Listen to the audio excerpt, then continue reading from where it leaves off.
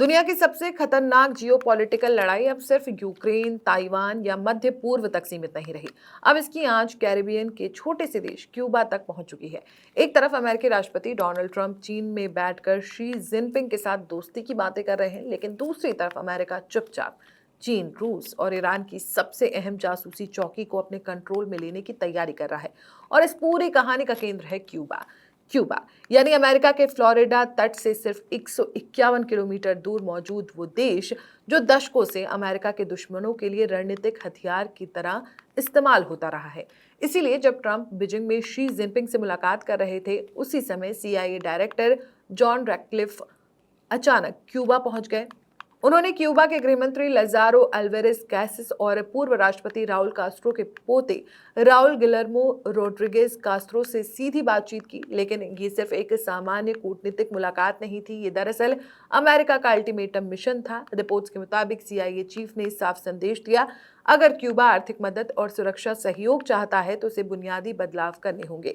यानी रूस, चीन और ईरान से दूरी, लोकतांत्रिक सुधार और अमेरिकी निवेश के लिए दरवाजे खोलने होंगे। अब सवाल है, अचानक क्यूबा इतना महत्वपूर्ण क्यों हो गया?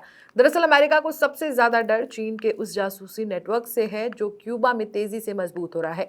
हवाना के पास बेजुकल में मौजूद एक हाई टेक निगरानी अड्डे पर चीन कथित तौर पर नई सर्कुलर डिस्पोज्ड एंटीना एरे यानी CDAA तकनीक लगा रहा है।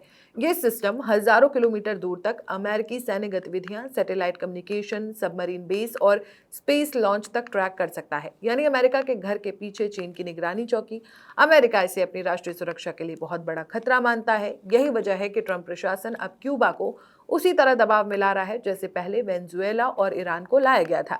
कहा जा रहा है कि सीआईए चीफ ने बातचीत में वेनेजुएला का उदाहरण भी दिया, जहां अमेरिकी दबाव और सैन्य ऑपरेशंस ने सत्ता को पूरी तरह हिला दिया था। लेकिन कहानी यही खत्म नहीं होती। इस पूरे घटनाक्रम में सबसे बड़ा संकेत यह है कि क्यूबा ने खुद इस मुलाकात को सार्वजनिक किया। आमतौर पर बेहद बंद राजनीतिक सिस्टम वाला क्यूबा सीआईए प्रमुख की यात्रा को खुलेआम स्वीकार नहीं करता।